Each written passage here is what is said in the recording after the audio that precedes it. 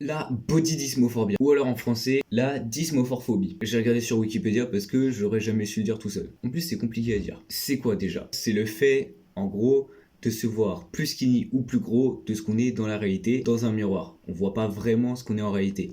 C'est un trouble psychologique en gros. Et du coup, je vais essayer de tester, voir si je suis dysmorphobique ou alors si je suis vraiment juste skinny. Pour ça, on va faire un test avec une balance.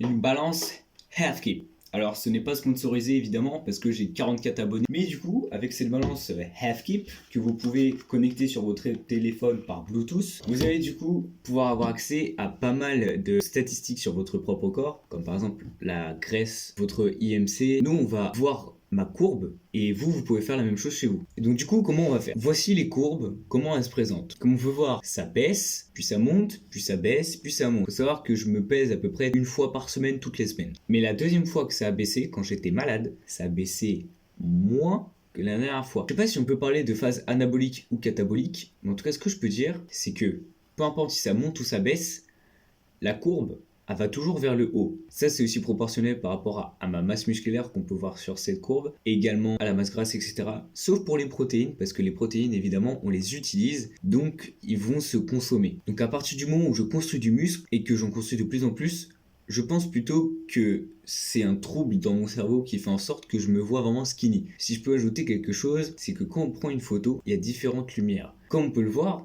sur cette photo, la lumière elle est meilleure que sur cette photo. Pourtant, c'est à peu près le même mois et on a l'impression que sur cette photo, je suis revenu au point de départ.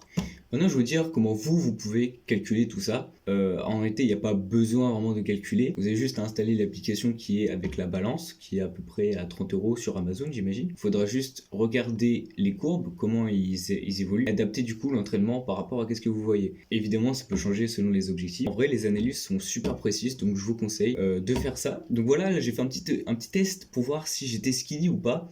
Et finalement, si je devrais conclure cette vidéo de littéralement c'est un short, je pense que ce qui fait cet effet-là pour moi, c'est surtout la lumière en fait, la lumière apportée par rapport à comment j'oriente la lumière sur mes photos. Ah oui, et d'ailleurs, quand je dis que je suis quand je dis que je suis dysmomorphe, je me dis pas que je me vois totalement maigre. Évidemment, je vois les formes de mes muscles, simplement je les vois beaucoup plus petits.